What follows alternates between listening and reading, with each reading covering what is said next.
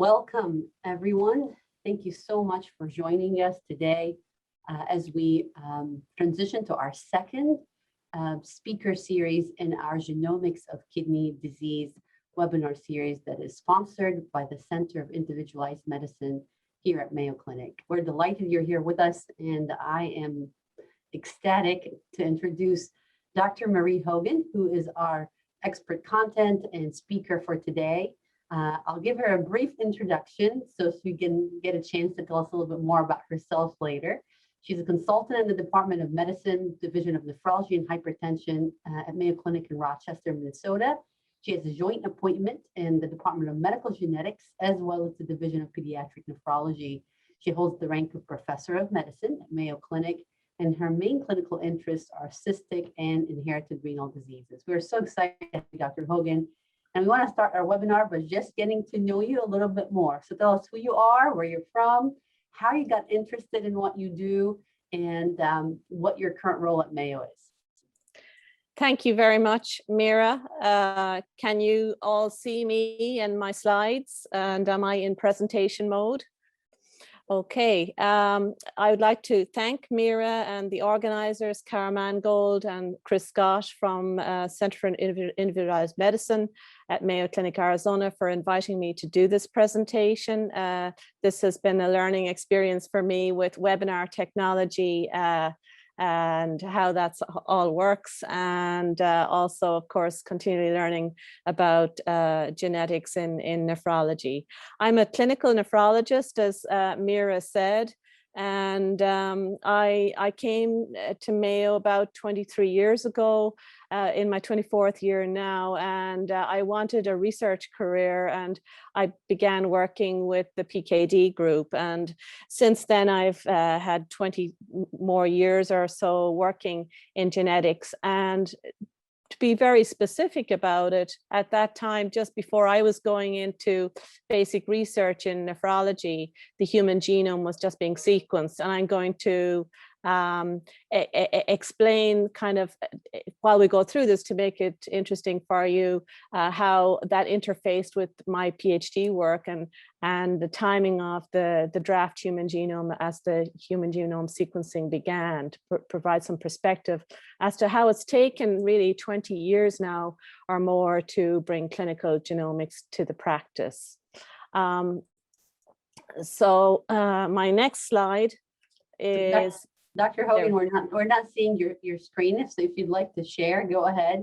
Oh, and maybe as you share the slides, I think I'll plant the first question, which you alluded to in your introduction.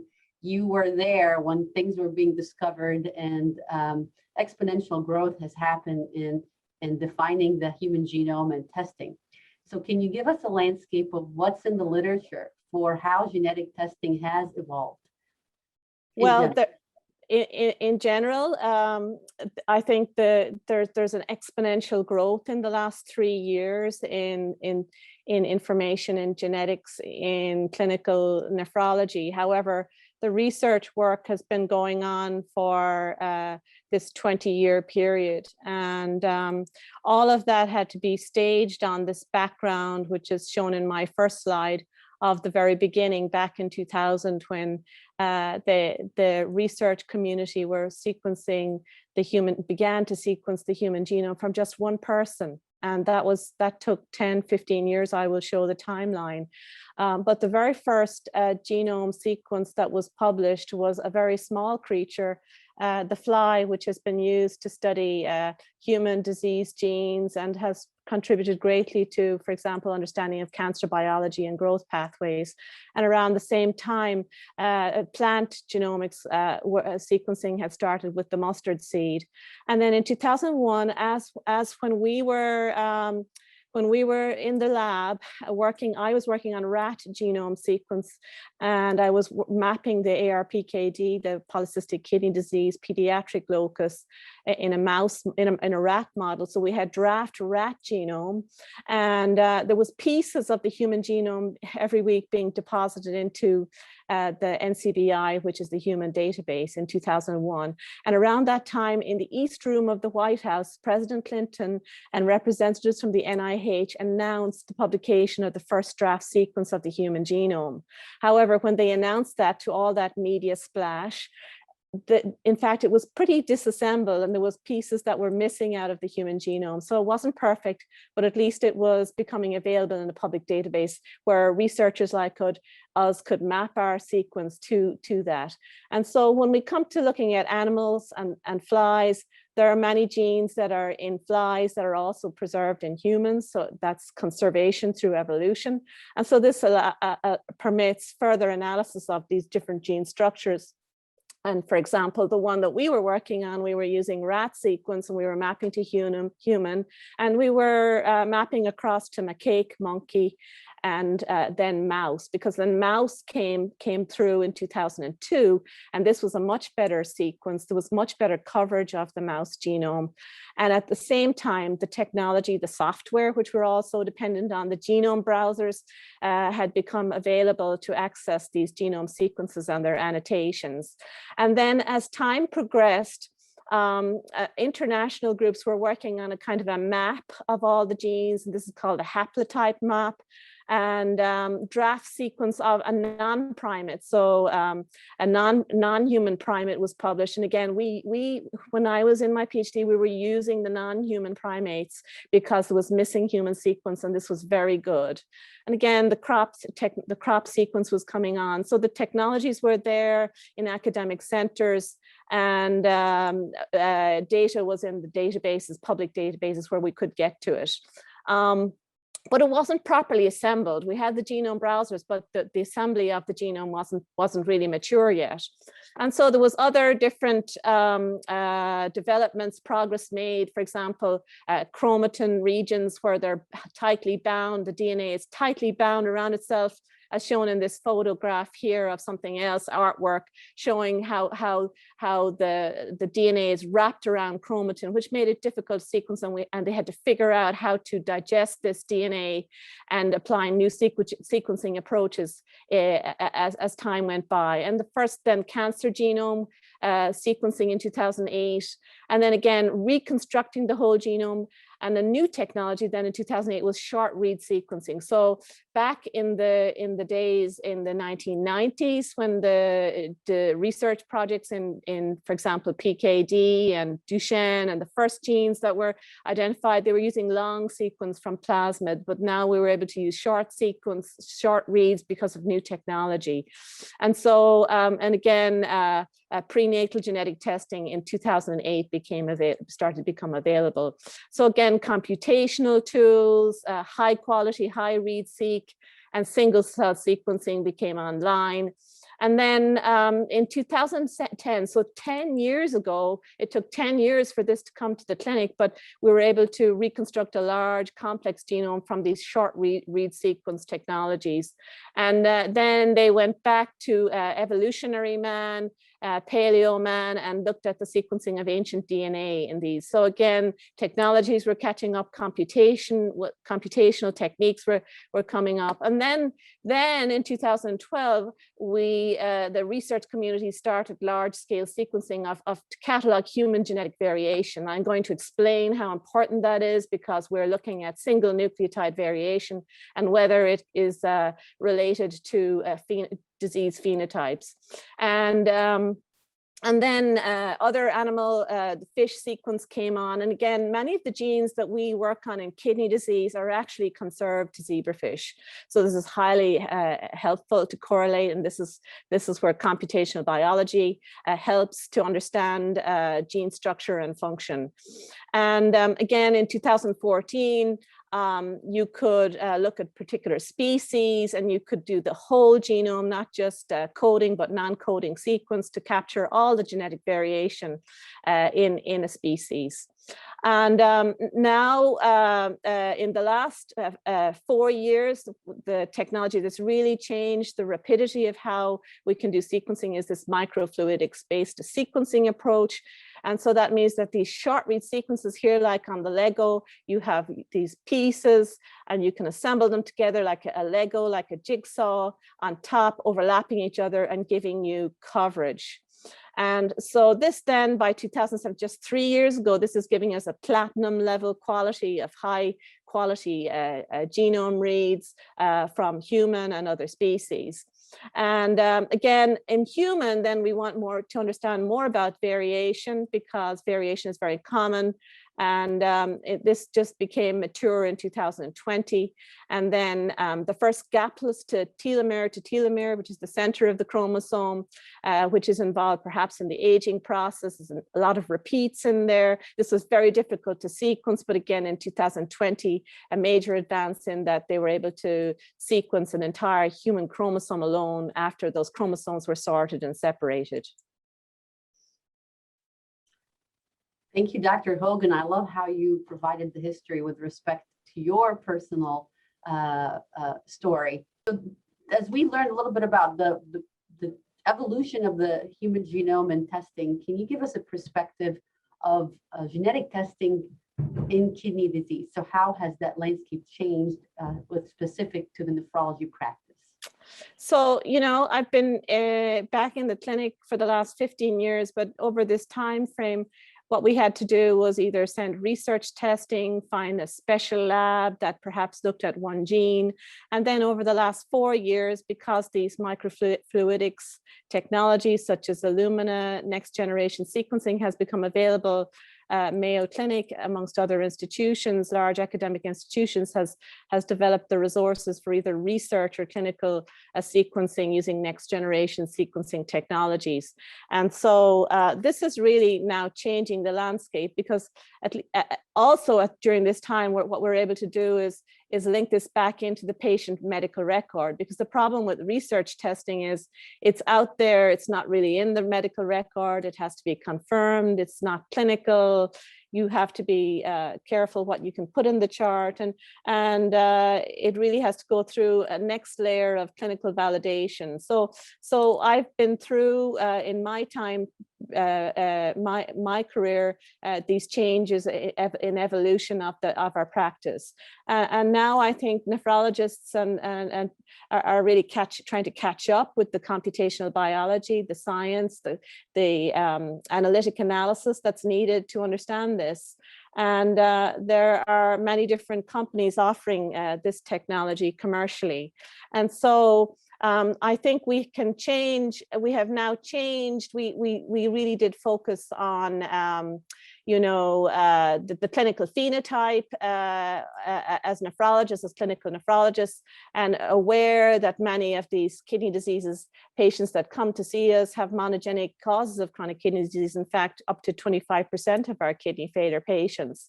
And so since 1990 and since 2000, since I've been involved, we had the one person over 10 years, 15 years it took to sequence. Now we have 1,000 genomes of normal people. We have the haplotype map. And then ongoing over these 2 decades have been other diverse populations. So we can see the impact using these databases of sequence diverse human populations around the world, and the impact of sequence variation across these populations who, for example, may be inbred, of course, because they live in certain geographical areas. And this really is helping us in a computational way to understand the variants that we're coming across. So, I think we have to flip from, nephrologists have to learn now how to flip from the clinical phenotype to taking in 2021 an entire personal genome. And this is the International Space Station. There's people living up on the International Space Station for several years now, and they're looking down, some of them are from Arizona actually, looking down on Earth.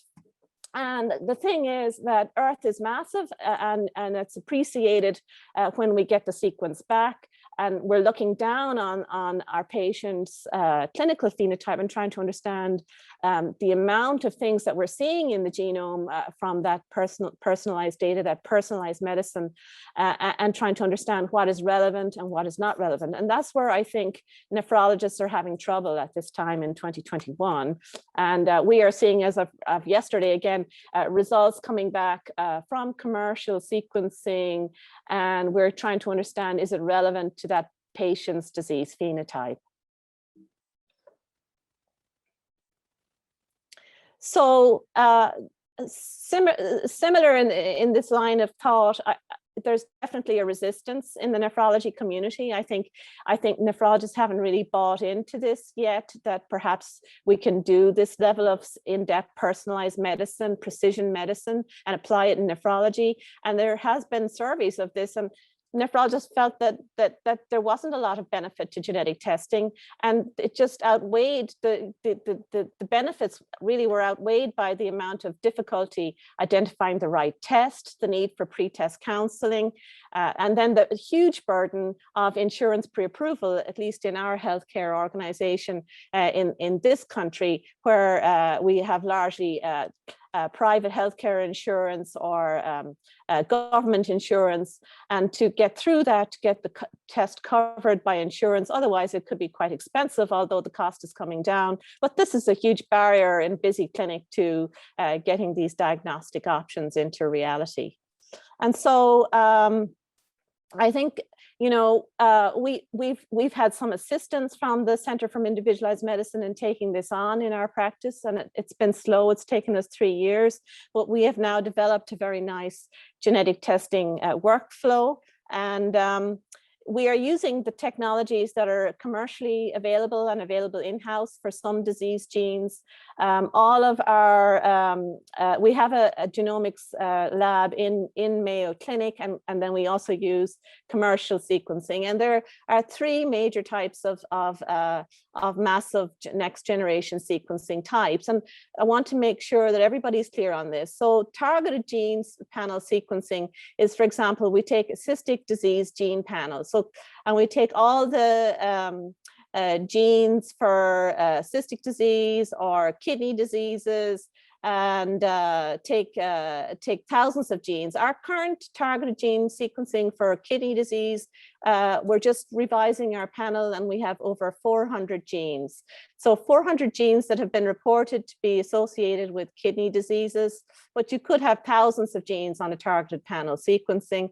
And this provides high coverage and depth. So for example, here, this might be an exon or coding exon 1 of gene 1, and this exon 2 and exon 3, and then you have another copy of a different gene here, and so all the DNA is chopped up and captured on a capture technology, and then each of these short reads are sequenced. And so targeted gene sequencing gives high accuracy for most genes, although there are exceptions, and gives many different reads, so the depth of coverage is very good.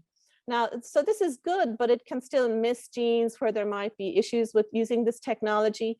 And so better option would be the good accuracy and the lower cost of whole exome sequencing, where we just take, for example, the whole exome of genes, for example, cystic disease, and we get good capture because the technology from this type of smaller panel captures more sequence, and again, good accuracy. And then the lowest accuracy is the emerging technology of whole genome sequencing, which would cover all genes and the non-coding DNA around the genes. So this is a much larger test.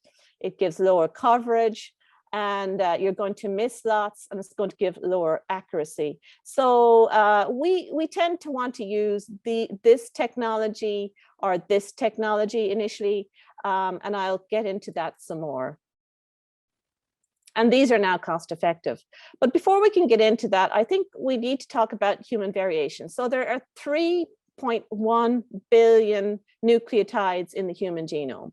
So that's pushing the boundaries of what's available computationally. So you get your wet sequence back, you use a computer to get the readout from that sequence. you need to look at then the 0.1% differences, because those are important, and these occur, the differences between two individuals. One base pair for every 1,000 has a base pair change, which may not be disease causing, it's just happens to be there. And so that leads to 2.7 million differences. So again, this leads to a huge amount of computational power that is needed to understand this. And so one type of variation is this is a SNP, it's called a SNP, a one base pair difference, but you could have small base pair lengths, up to 50 base pairs that are perhaps inserted or deleted, or you could have large or structural variations where you have insertions, deletions, or translocations moving across from different parts of the chromosome, or fusion events. And so again, these variations may or may not be associated with the disease phenotype, and so require computational help. So the American College of Medical Genetics have provided a standards guideline in 2015 to help people understand this. And again, this is kind of beyond the scope of most nephrologists to understand, but I want to kind of go through the level of criteria. So once a sequence change is found, and it's in a gene where loss of function is a known mechanism of the disease, and this could be a nonsense, that means it stops the code of the gene, a frame shift that it changes a sequence, and then that changes the amino acid sequence and alters function, reduces function, or stops function in the nonsense one, or a sequence change perhaps at an intron exon boundary, so the non-coding to coding sequence, and that's a splice site mutation or variation around a splice site that could lead to disease, and that's quite common.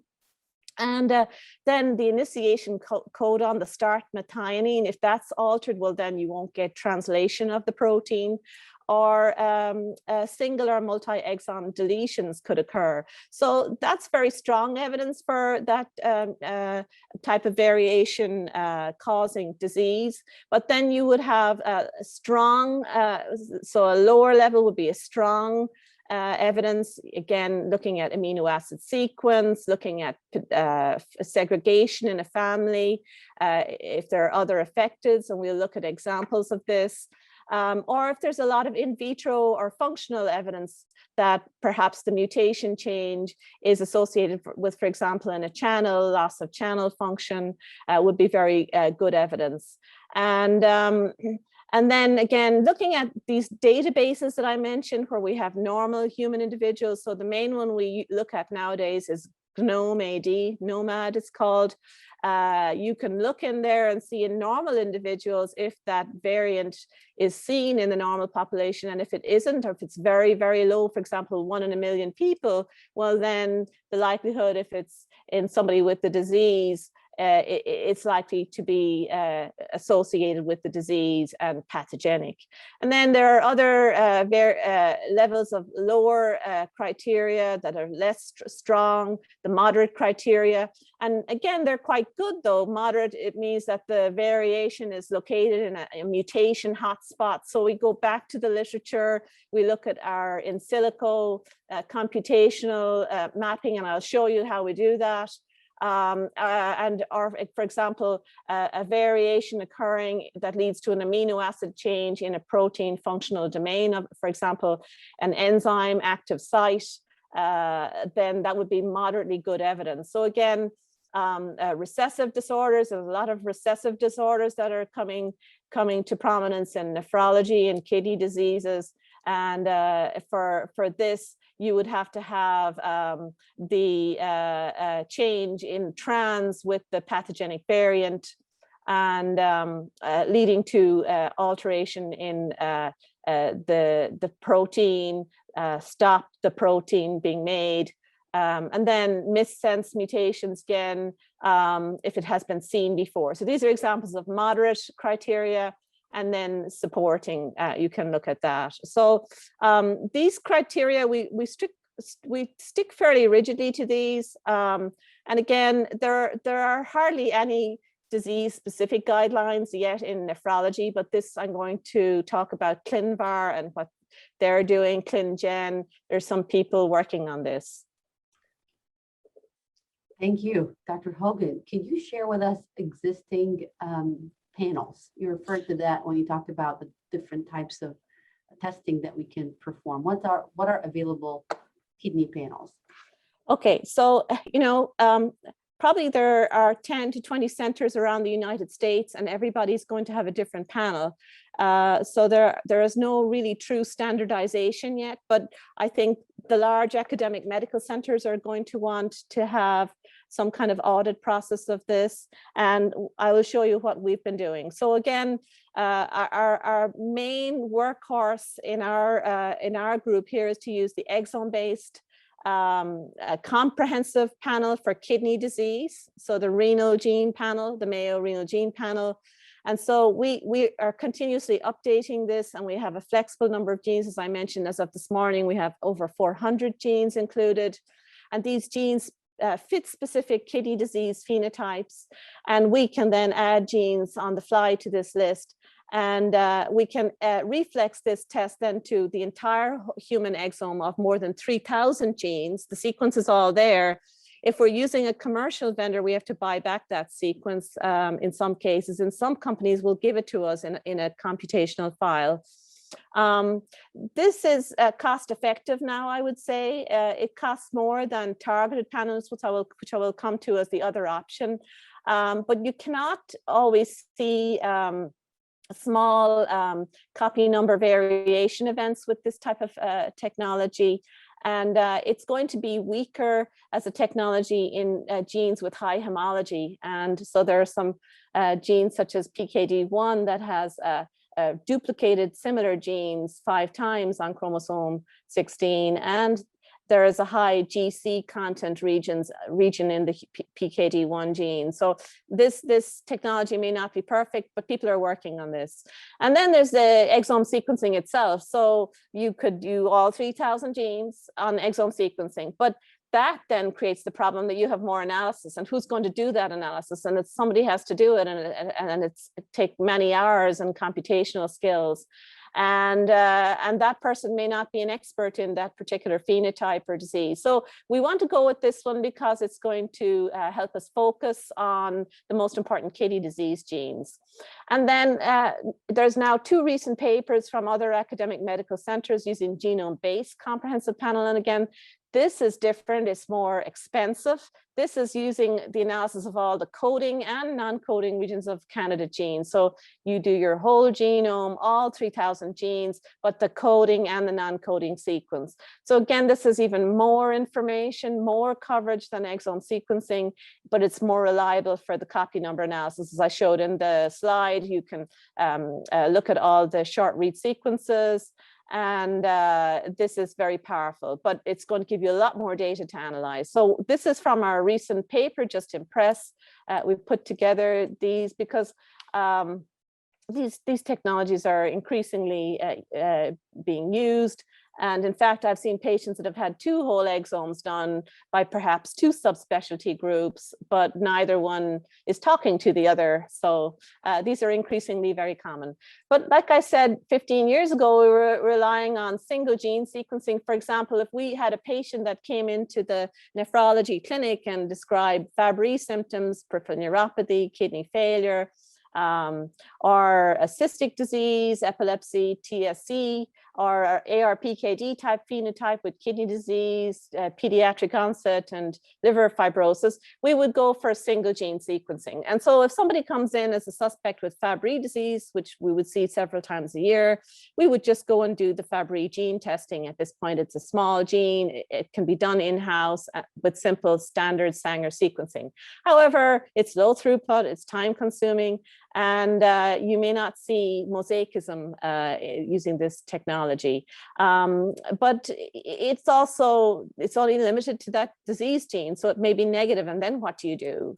So what we're doing a lot more of then is this targeted next generation gene panel. And so this is also extremely relevant in nephrology because, for example, if you have, like in your clinic, Mira, a kidney stone patient, we put together a panel of stone genes, and this is our nephrolithiasis panel. And so the genes fit the phenotype. We can multiplex, so we get very good, we can get very good coverage, and it's cheap because we can multiplex different people in the one plate, okay? So these panels are also optimized on the wet bench from the genomics companies that are doing these tests for us for different panel genes, for example, the more difficult gene, PKD1. And then, for example, cystic, we have a 47 gene panel right now for cystic phenotypes. These include the collagen genes, which are associated in cystic and glomerular phenotypes. Tubular disorders, we have a tubular gene panel, gene slice. We call it a slice or a gene panel for targeted to these diseases.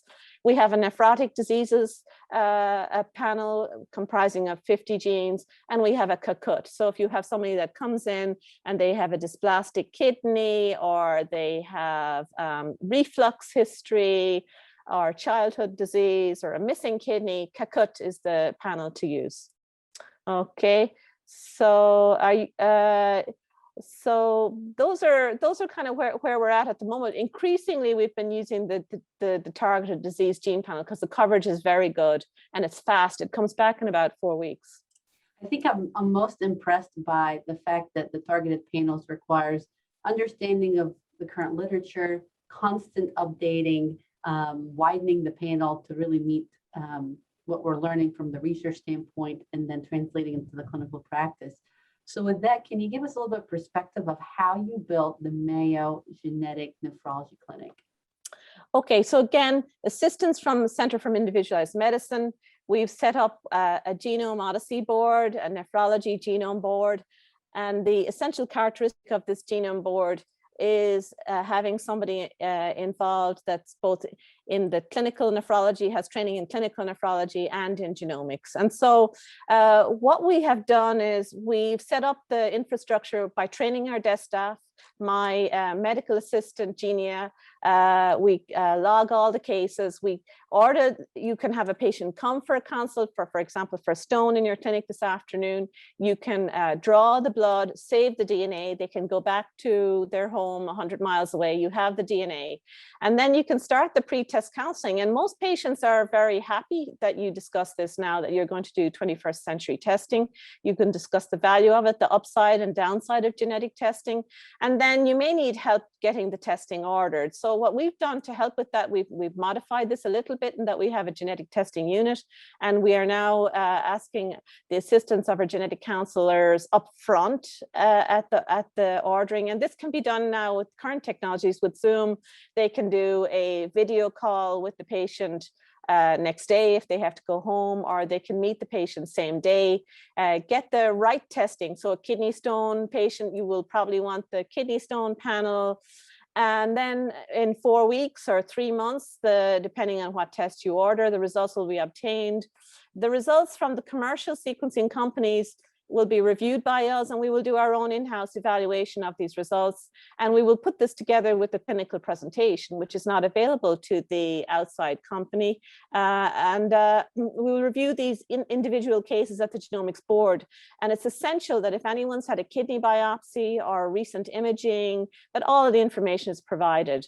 And so then we sit around on the Zoom call or a face-to-face, a group of specialists, including our pathologists, research coordinators, the counselors, the nephrologist that's seeing the patient ideally should be involved in this process to provide key information, and our clinical geneticists. And then we have had assistance with the program manager from the Center from Individualized Medicine.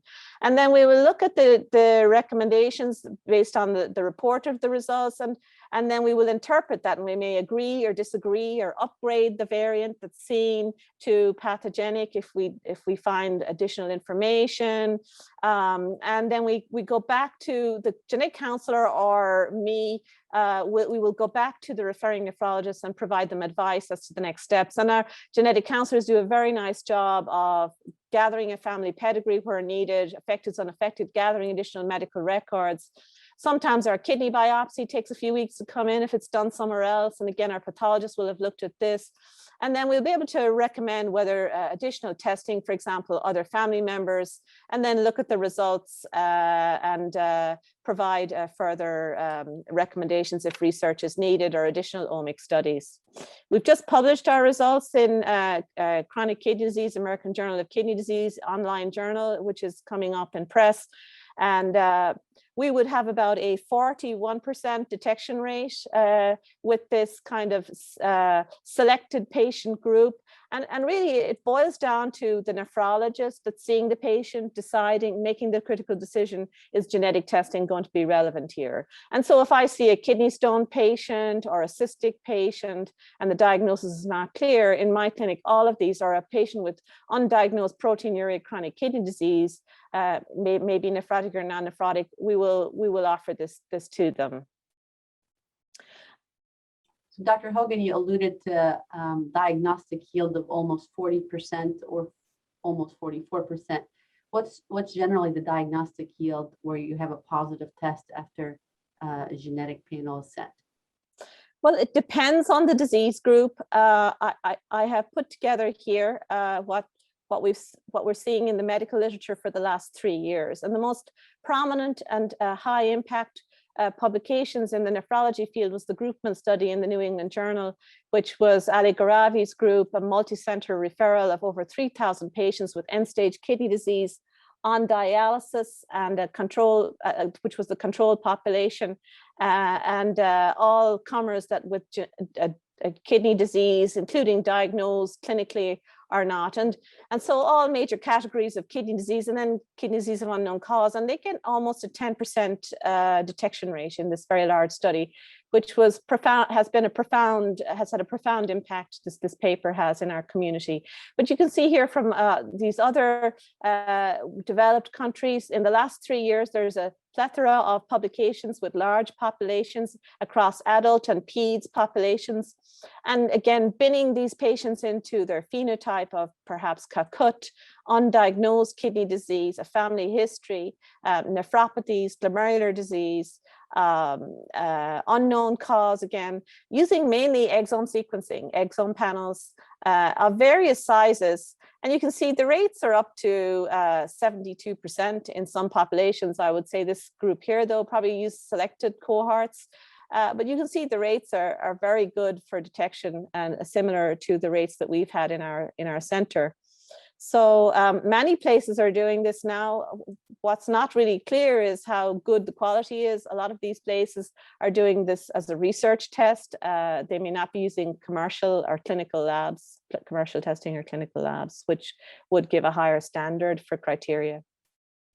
So with that, can you share with us a day in the clinic with Dr. Hogan, maybe some cases that can spark our interest and help us as we see our patients in clinic? So I picked a couple of cases. This 21-year-old lady came to us about 2 years ago, had at this point stage 4 chronic kidney disease with a GFR of 29 and hypokalemia. And she was depressed. She was in denial to be 21 and already in kidney failure. No family history of kidney disease, but at 21, this is very unusual. So we went and did a whole exome kidney disease panel, and this was no cost to her insurance, no out-of-pocket copay was for this test. And what's interesting is, so she, by the time she had gotten to see us in 2019, she already had established chronic kidney disease for over 4 years. And she had progressive decline in her renal function over this time. And what you can see is that she had a rather bland urine sediment. You can see that there was really nothing on microscopy apart from the pyuria, and really very, very minimal to no proteinuria. This is considered just borderline by our lab. So very bland urine sediment. So very perplexing case. And so her kidney biopsy was read as a mild chronic tubulointerstitial nephropathy with mild tubular atrophy and interstitial fibrosis and acute tubular injury. And the glomerular basement membranes mildly and diffusely thickened, not thinned. And no immune complexes, nothing else. Lupus would be a common thing in a 21-year-old, a common disease present in a 24-year-old, and hardly any foot process effacement. And what you can see here is some thickening of the tubular basement membranes on her electron microscopy, and you can see no TRIs and very minimal very minimal foot process effacement, and normal proximal tubules. And so the astute clinical pathologist recommended this could be an interstitial, tubulointerstitial nephropathy inherited. He was recommending testing, but there was a prior history. There always is a confounder. She had had a history of pyelonephritis, urine infections. One had to consider obstruction or urologic problems. And again, no family history. This argued against ADTKD was what he felt. And there was no evidence of the more common acute interstitial nephritis and no evidence of Alport's. And so we did the whole exome 340 gene panel at this point, and a very clear positive result was found. She had an autosomal recessive disorder. So she's a de novo person in the family with a mutation in both copies of the gene, leading to recessive phenotype, and both variants that were seen, one of which was a whole gene deletion, which is very common in NPHP1, was clearly pathogenic.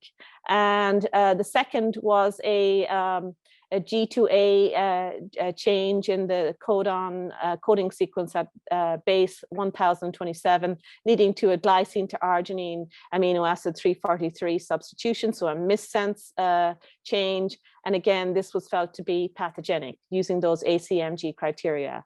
And as you know, NPHS1 protein, nephrin, is seen in the slit diaphragm. It's a slit diaphragm structural protein. It's an extracellular protein. And there are now recent papers, one recently about 2 years ago in JASN, showing that in fact in adult populations, this is responsible for a major number of genetic forms of end-stage kidney disease in a small sub-percentage of patients with undiagnosed kidney disease. So it's totally feasible to get genetic testing now on gene panels and identify these cases. So this is an example. It shows you what the report comes back. So it provides high-level information about the function of the protein encoded, and this is a well-known protein involved in cell-to-cell signaling through the slit diaphragm, and may have a role in ciliary. So it's considered a ciliary function is considered a ciliopathy, and it has many different other potential manifestations, such as retinitis pigmentosa, renal cystic disease. So we do see that in our cystic patients, and we've had a number of these cases over the years. And so you get precise information defining the mutation on the physical human genome map here. These are the base pairs of human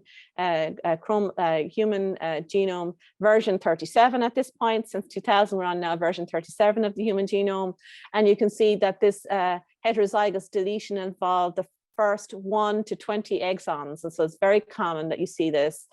And so a deletion there, and then this missense mutation, and then the outside company describes the relevant reports, and that had been another individual with the same deletion and the same mutation in the Otto original paper in 2008, and then they compare it to the large population cohorts, so those normal populations I mentioned in my earlier slides, and this is extremely rare, 31 in 282,000 alleles. So it's very rare, and so this variant was considered pathogenic. So she has recessive nephronophthisis type 1.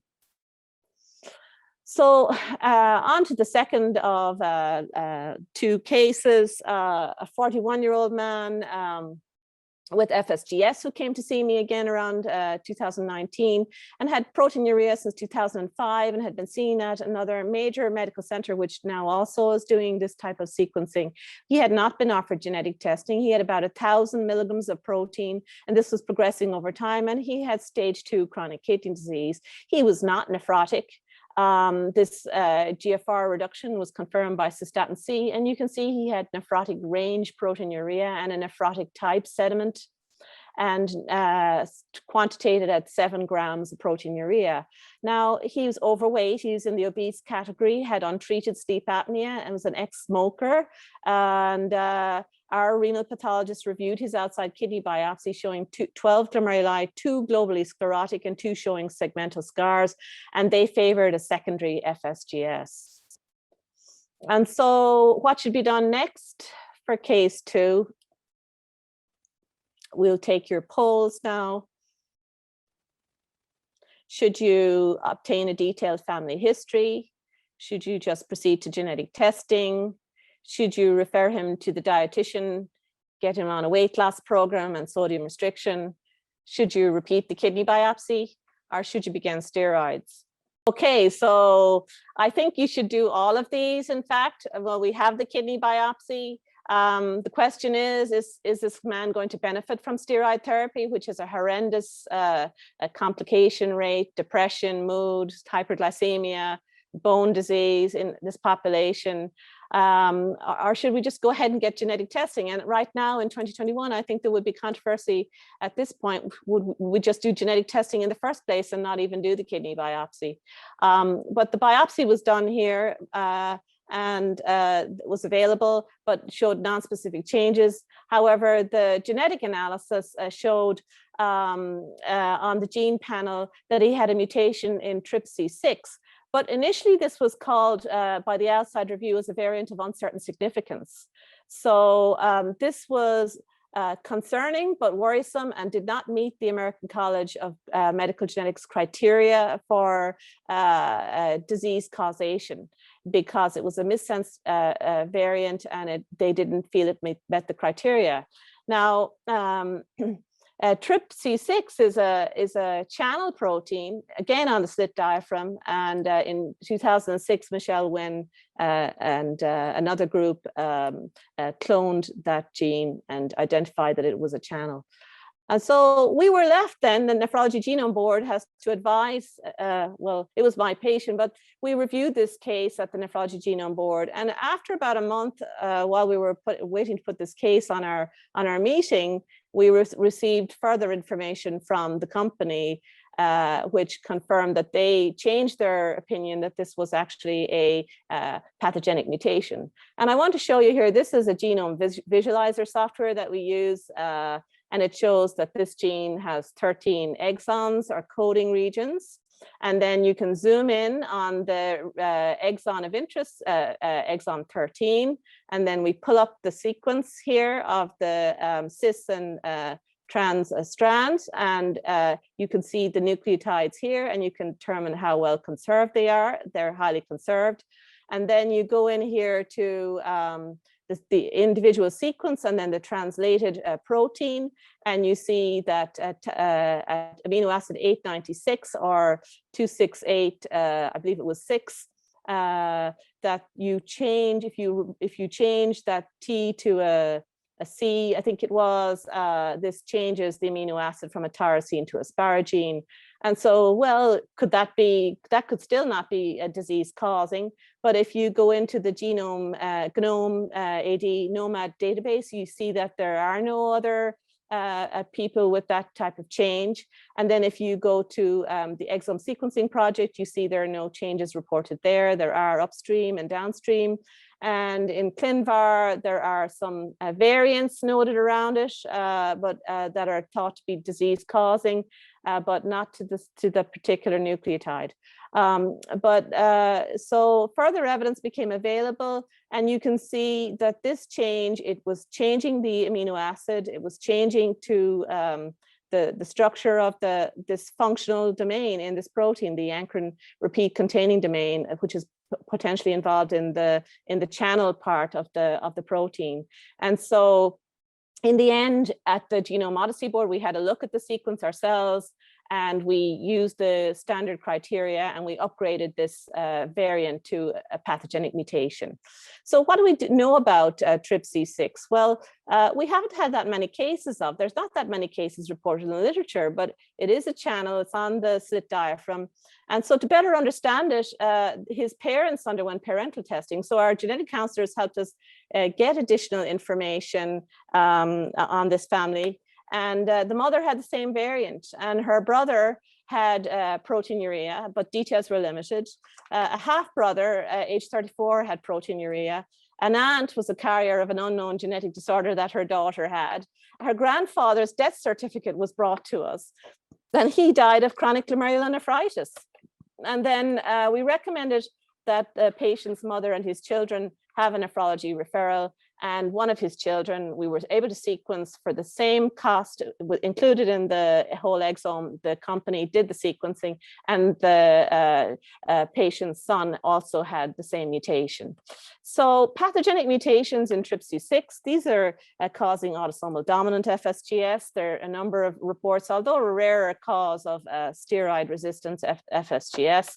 And there's still a lot to be known about this, but the age of onset, it varies in most individuals, and these cases generally are diagnosed in their 30s and 40s with FSGS. So I think that was a profound case. It affected many individuals. He's going to change his lifestyle. He's going to start wearing his CPAP. He's going to lose weight. He's going to go on a low sodium weight loss diet. And so I would consider that a success story. And his children decided they wanted to know. They underwent the testing. Now, sometimes the children don't want to know, and then we won't do the testing. And so case 3, last case, a 24-year-old girl, again, young person with chronic tubulointerstitial nephritis. I recall she did not have a huge expense with doing a whole exome slice. This was last year. She had stage 4, some unusual findings on ultrasound, which confounded the diagnosis. She had a discrepancy in kidney size, and she had no proteinuria on her urinalysis, despite long-standing hypertension and chronic kidney disease. Again, these are red flags. These should be red flags. And she described high volume water consumption and polyuria. And again, she's very young. She was depressed, and since then she's had her kidney transplant, but we've had to work through chemical dependence, depression, and alcohol abuse. And so the outside kidney biopsy showed a chronic tubulointerstitial nephritis. There was a concern for obstruction raised by the pathologist and drug toxicity. And of course, ADTKD, autosomal dominant tubulointerstitial kidney disease. And there was no evidence of inclusions. And the remaining glomeruli were normal. There was 10, though, were globally sclerotic of the 26 on the kidney biopsy. So again, a non-specific finding, but highly relevant when we see, again, the result. And so the 342 renal gene panel came up in this young woman with kidney failure. One variant, which was of uncertain significance in a channel. And so we had a look at that. The result was confusing. And so we reviewed this, and we recommended immediate referral for MUC1. So we had DNA on hand because we had saved it, and we sent this to our collaborator, Tony Blyer at Wake Forest, who collaborates with the Broad Institute at Harvard, and we were able to find the cytosine duplication in the MUC1 gene, which has been associated with autosomal dominant tubulointerstitial kidney disease. And so this was key for her. We gave her diagnosis. Her parents underwent the testing, and her brother, and she eventually was able to undergo living donor kidney transplant from an unaffected family member.